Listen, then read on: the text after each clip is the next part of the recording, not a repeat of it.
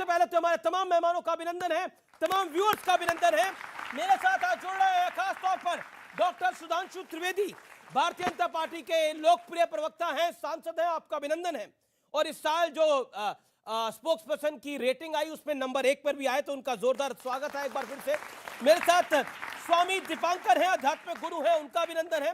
मेरे साथ रितेश्वर जी महाराज हैं, सदगुरु, आपका भी अभिनंदन है, जोरदार तालियों से स्वागत करिए। मेरे साथ अंसार रजा है, चेयरमैन गरीब नवाज फाउंडेशन के, बड़े लंबे अरसे बाद हमारी स्टूडियोज में दिख रहे हैं, उनका अभिनंदन है। मेरे साथ मौलाना साजिद रशीदी है, उनका अभिनंदन है, आपका अभिनंदन है। मेरे साथ शादाब चौहान है, नेता पीस पार्टी के, उनका अभिनंदन है। तो आप तमाम लोगों का एक बार फिर स्वागत है। साल 2023 सनातन आस्था के लिए मैं शुरुआत आपसे करता हूं रितेश्वर जी महाराज। सनातन आस्था के लिए बड़ा साल होगा। बड़ा साल इसलिए होगा कि कहा जाता है लीगली 50 साल का इंतजार रामलला के मंदिर के लिए करना पड़ा, और वैसे 500 साल का इंतजार करना पड़ा। क्या कहना चाहते हैं? आपने बहुत दिव्य और भव्य कार्यक्रम रखा है, जो पूरे सनातन धर्मावलंबी, मतावलंबी पूरे विश्व में जो हैं, इससे वो प्रसन्न होंगे। और पिछले साल आपने कहा कि सबसे सुपरहिट था, ये इस साल भी होगा, क्योंकि आपने एक ऐसा सवाल उठाया है। देखिए 2023 आ रही है, लेकिन 2022, 2014 से जो कुछ इस देश में होता आया है, कभी भी कोई सत्य बात कहने में किसी को गुरेज नहीं होनी चाहिए। यद्यपि आपको लोग दलाल कह देंगे, आपको सत्ता के दलाल कह देंगे, किसी पार्टी से जोड़ देंगे, मेरा ये कहना है, जो राष्ट्रीयता, सनातन धर्म, सनातन मत और भारत के विकास के लिए काम करे, सबके हित के लिए काम करे, उसके पक्ष में खड़ा होने में अगर कोई दलाल कहता है तो 100 बार दलाल कहलाने में भी हमें कोई गुरेज नहीं होना चाहिए। और मैं मानता हूं कि भारत देश के प्रधानमंत्री श्री नरेंद्र मोदी जी और मैं जिस प्रदेश से आता हूं, आपने भी नाम लिया मथुरा, मैं अयोध्या में भी और हमारे काशी में भी, मैं सब जगह गया। पर अब तो हमारे कृष्ण लला का समय आया है, मैं तो वहीं का हूं, और ये सुंदर समय आया है। एक साधारण सी बात है, देखिए 3 चीजें हैं, अयोध्या, मथुरा, काशी, इतने पे तो बात हो रही थी। वेटिकन सिटी में कोई क्या जाके मंदिर की बात कर सकता है? कोई मक्का मदीना में जाकर के किसी मंदिर की बात कर रहा है? ये स्थान, 3 स्थान हिंदुओं के लिए, सनातन धर्मावलंबियों के लिए आत्मा की तरह है, प्राण की तरह है। रामलला का मंदिर बहुत भव्य और दिव्य बनने जा रहा है, काशी और मथुरा की बात हो रही है, लेकिन इसी बीच सियासतदानों को भी लगने लग गया है कि बिना हिंदुत्व के अब काम नहीं चल सकता। किसी को वासुदेव कृष्ण सपने में आते हैं तो कोई तो खुद बन जाता है। क्या आपको लगता है कि सियासत के लिए भी सनातनी युग है ये? आप एक बात बताइए अमित जी, अगर अखिलेश यादव के सपने में कृष्ण जी आते हैं तो इसमें बुरा क्या है? किसी ने बुरा कहा नहीं है, तो फिर उस पर एतराज करने की तो कोई बात नहीं है। भाई खाली मोदी जी के ही सपने में भगवान राम आ सकते हैं क्या? और किसी पे हक नहीं है? दूसरा, जहां तक सवाल आपने एक बात कही है कि हिंदुओं की जरूरत है, देखिए हिंदुस्तान में तकरीबन 100 करोड़ हिंदू भाई हमारे रहते हैं, उनके बगैर हम नहीं चल सकते। जो लोग ये कल्पना करते हैं कि हम हिंदुओं को छोड़ करके सत्ता में आ जाएंगे, ये बहुत बड़ी गलतफहमी में हो। हिंदुस्तान सबसे मिलकर के बनेगा, सरकारें सबसे मिलकर के बनेंगी। ये अलग बात है कि बीजेपी कहती है कि मुझे वोट नहीं चाहिए, लेकिन वोट चाहिए होता है। कहती जरूर है कि मुझे मुसलमानों को वोट नहीं चाहिए, जैसे इनके परवेश वर्मा कहते हैं मुझे मुसलमानों को वोट नहीं चाहिए, लेकिन मोदी जी कहते हैं सबका साथ, सबका विकास, सबका विश्वास। अब बड़े मोदी जी हैं या परवेश वर्मा, ये तो सुधांशु त्रिवेदी जी बताएंगे। लेकिन हिंदुस्तान की कल्पना बगैर हिंदू, मुसलमान, सिख, ईसाई के नहीं की जा सकती। मैं बड़ा बड़ा सीधा सवाल पूछ रहा हूं। एक युग था जिसमें कहा जाता था कि जो नेचुरल रिसोर्सेज हैं उन पर पहला हक अक़लियतों का है, और स्पेसिफिकली कहा गया मुसलमानों का है। वहां से यहां तक, वहां अब ए.के. एंटनी कहते हैं कि हिंदुओं के बिना, तिलकधारियों के बिना कोई सरकार बनानी नामुमकिन होती जा रही है। चाहे तिलकधारियों की बात करें आप, चाहे टोपी वालों की बात करें आप, ये सिर्फ सियासत की चीजें हैं।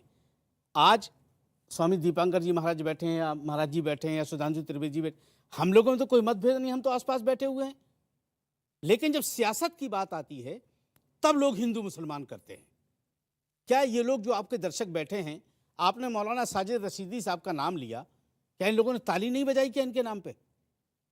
बजाई कि नहीं बजाई? तो इन्हें तो मतलब कोई आपको बुराई। प्यार दिखाई दे रहा है, फिर तो राहुल जी को समझाना चाहिए, प्यार ही प्यार है भैया। राहुल जी तो समझा रहे हैं, आप समझे तो? वो तो जी, समझा ही रहे हैं कि सुधांशु प्यार ही जी, प्यार बांट सुधांशु रहे हैं। त्रिवेदी। एक मिनट जी, और जी। जहां तक आपने सलमान खुर्शीद की बात कही, इसमें कोई दो राय नहीं है कि आप तुलसीदास जी की जो चौपाई है, मुझ में राम, तुझ में राम, सब में राम समाया, हमें तो आप में भी राम दिखता है, तो उसमें क्या कीजिए, आप ये राम इतराज दिख कीजिएगा। सकता है आपको किसी में, फिर क्या? सबका डीएनए एक है, राम आपको किसी में भी दिख सकता है। हम तो आपकी बात कर रहे हैं एक, ना। एक, एक, एक, एक, एक पॉइंट है, सब में राम दिख सकता है, लेकिन राम के बराबर कोई नहीं हो सकता। बराबर कोई नहीं हो सकता। तो सलमान खुर्शीद तो राम के बराबर नहीं, खड़ा नहीं, करने की कोशिश देखिए, की। मेरा तो सवाल है कि एक बात किसी और सुनिए। धर्म के ईस्ट के एक साथ बात करता सुनिए, तो नहीं, पता नहीं, नहीं क्या कुछ हो जाता। देखिए, लेकिन मर्यादा- विषय वो नहीं है जी। प्रभु श्री राम के बराबर ना तो राहुल गांधी हो सकते हैं और ना मोदी हो सकते मोदी को तो कंपेयर ही नहीं करा ना किसी हैं। अरे ने। लोग तो फिर- भगवानों से जी, जी, भगवान कह रहे हैं ओके, उनको। सुधांशु त्रिवेदी। उनको तो लोग भगवानों जी, का जी, भगवान कह रहे सुधांशु हैं। त्रिवेदी। ओके, सुधांशु त्रिवेदी। देखिए, पहली बात जो मौलाना साहब ने कही, सब में भगवान, सब में राम है, तो मैं याद दिलाना चाहता हूं, इजिप्ट में फ़राओ राजाओं का नाम सुना है ना? जाके चेक करिएगा, फ़राओ डायनेस्टी का पहले राजा का नाम क्या है? राम से। सोचिएगा, राम से में राम कहां से आ गया? जॉर्डन रिवर, खूब इजराइल और फिलिस्तीन की लड़ाई होती है, जॉर्डन रिवर के वेस्ट बैंक पे बहुत बड़ा इजिप्ट का शहर है राम अल्लाह। अल्लाह समझ में आता है, राम कहां से आ गया उसमें? इसलिए राम सब जगह हैं, चाहे इधर देखिएगा ईस्ट में या वेस्ट में दिखाई पड़ेगा। लेकिन अपने घर पे उनको मगर 50 साल अब मैं एक इंतजार करना सियासत पड़ा। का जवाब देता हूं और नए वर्ष का। देखिए, जो मौलाना साहब ने सियासत की बात की, देखिए प्रॉब्लम क्या है कि कुछ लोगों के माइंडसेट इस ढंग से भरने का प्रयास किया जाता है। मोदी जी ने तो सबका साथ सबका विकास की बात कही। हमने जो निर्धन लोगों के लिए, वंचित लोगों के लिए योजनाएं दी हैं, 70% अल्पसंख्यकों का कोई ना कोई परिवार ने किसी न किसी योजना का लाभ जरूर लिया है। हमारा नया साल शुरू होता है मार्च से। अब मैं एक बात कहना चाहूंगा, 2 महीने का अंतर है दोनों में, तो जनवरी, फरवरी, मार्च, अप्रैल किसके नाम पे हैं? आप जाके नेट पे चेक कर लीजिएगा, मिल जाएगा। जूलियस सीजर के नाम पे जुलाई है, अगस्टस सीजर के नाम पे अगस्त है। जिस राजा को बड़ा दिखाना था उसने अपना 31 का महीना कर दिया ताकि 30 से ज्यादा मेरा हो। मगर 4 महीने ऐसे हैं जिनका उल्लेख ही नहीं मिलता कि कहां से है। सितंबर, अक्टूबर, नवंबर, दिसंबर। सितंबर क्या है? ग्रेगोरियन कैलेंडर का 9वां महीना, हमारे कैलेंडर का 7वां महीना। और अंबर कहते हैं आकाश को संस्कृत में। जब 12 जोडियक में आप डिवाइड करते हैं, जब सूर्य सप्त अंबर में है तो वो सप्तंबर है, अष्ट अंबर में है तो अक्टूबर है, नवम अंबर में है तो नवंबर है, दशम अंबर में है तो दिसंबर है। और जिनको मेरी बात के ऊपर कोई यकीन ना हो तो मैं पूछना चाहता हूं, बता दो ओरिजिन ऑफ द वर्ड सितंबर, अक्टूबर, नवंबर, दिसंबर। और फिर यदि ये सब कुछ सच है तो जिन जिन लोगों ने अपने महीने का नाम बड़ा करने के लिए 31 का महीना किया, तो सारे कटने कहां से चाहिए थे? आखिरी महीने से कटने चाहिए थे ना। तो दिसंबर 28 का होना चाहिए था, फरवरी 28 का क्यों है? इसका अर्थ साफ है कि जैसे हमारा जिस समय चैत्र शुक्ल प्रतिपदा आती है मार्च के महीने में, सारी दुनिया में एक जमाने में वही कैलेंडर था। मगर अफसोस कि आज हम उसमें आ गए हैं। धीरे धीरे कुहासा छट रहा है। शोक की पिछली रजनी बीच विलसता सुख का नवल प्रभात, एक पर्दा व झीना नील छुपाए है जिसमें सुख गात। बहुत बड़े महत्वपूर्ण आपने बात करी और बहुत शानदार तरीके से आपने बात करी। मैं रुक करता हूं आपका शादाब चौहान।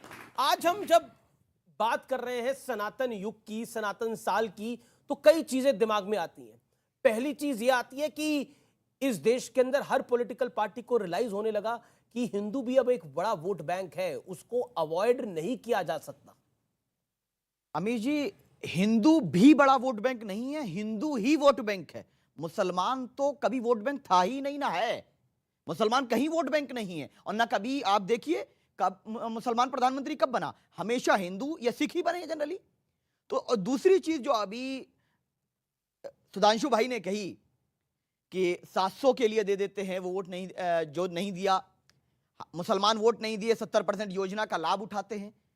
भारत का हर नागरिक टैक्स देता है और नरेंद्र मोदी जी या योगी जी या कोई और अगर जनता की सेवा करता है तो अपनी प्राइवेट प्रॉपर्टी से नहीं करता है। हम सब से टैक्स लेकर के जनता की सेवा करना ये उसका कर्तव्य है। अगर वो नहीं करता है तो अपने कर्तव्य के खिलाफ जा रहा है। तीसरी चीज, स्वर्णिम साल, जहां बेटियों की इज्जत रोजाना 10 से ज्यादा बलात्कार की घटनाएं हर 6 घंटे में हो जाती हो, क्या वो स्वर्णिम साल हो सकता है? जहां किसान परेशान हो, जहां युवा रोजगार के लिए परेशान हो, जहां दलितों को आज भी गोली ना चढ़ने दिया जाता हो, जहां मुसलमान अपनी इबादत गाहों के लिए, जान के लिए भीख मांगते हो, बेटियों को कहीं टुकड़े कर दिए जाते हैं, कहीं मार दिया जाता है, वो स्वर्णिम साल कैसा हो सकता टुकड़ा है? किसने किया जहां था? चाइना कब्जा करता है वो स्वर्णिम साल कैसा हो सकता है?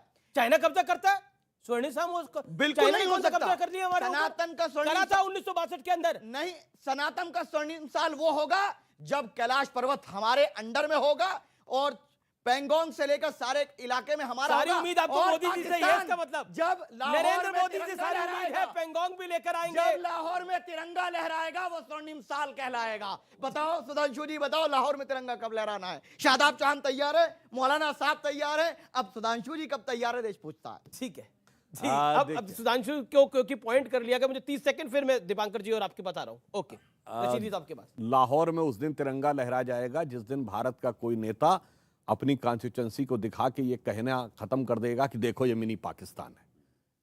और शुरुआत हो गई उस दिन की जिस दिन किसने हमारी कहा? सरकार नाम आने से बता। पहले बंगाल के मंत्री ने बंगाल फिरहाद के हाकिम, फरहाद हाकिम। और सुनिए, नहीं, अरे और एक और पूरी बात अभी भी मंत्री है। हमारी सरकार आने से पहले इस देश में, सुनिए, धीरे धीरे परिवर्तन हो रहा है। हमारी सरकार आने से पहले इस देश में पाकिस्तान के झंडे लहराए जाते हैं। पाकिस्तान जिंदाबाद जिंदाबाद घाटी में कहा जाता था।